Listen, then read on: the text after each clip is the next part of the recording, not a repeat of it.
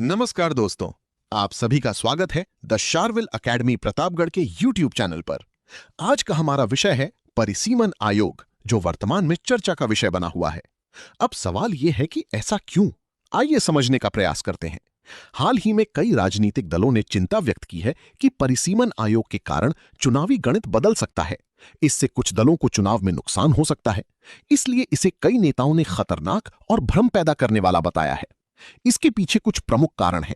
राजनीतिक असर बड़ा हो सकता है, प्रतिनिधित्व बदलने का डर, सामाजिक और जातीय संतुलन बिगड़ने की आशंका, राज्यों के बीच असंतुलन का डर, और इसके निर्णय अंतिम होते हैं।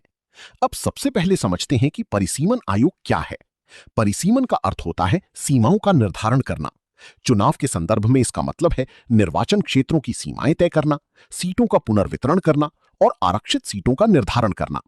परिसीमन आयोग भारतीय चुनाव प्रणाली का एक महत्वपूर्ण संस्थान है।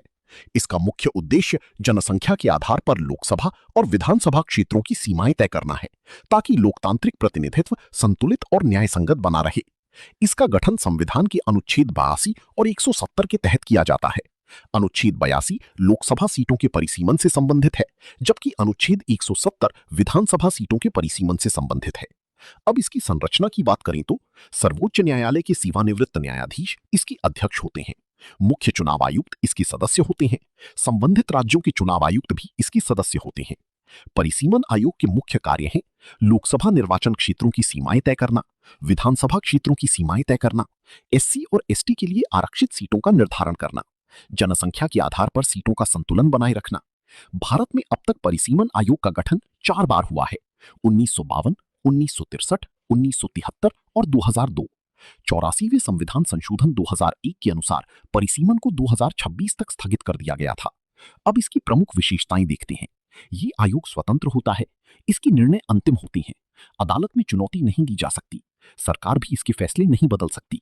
परिसीमन आयोग आवश्यक क्यों है? जनसंख्या में बदलाव को दर्शाने के लिए, लोकतांत्रिक प्रतिनिधित्व सुनिश्चित करने के लिए, समान मताधिकार बनाए रखने के लिए, क्षेत्रीय संतुलन बनाए रखने के लिए।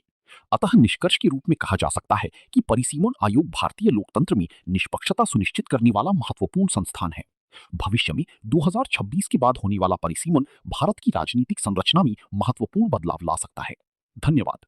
वीडियो पसंद आई तो लाइक, शेयर और सब्सक्राइब जरूर करें।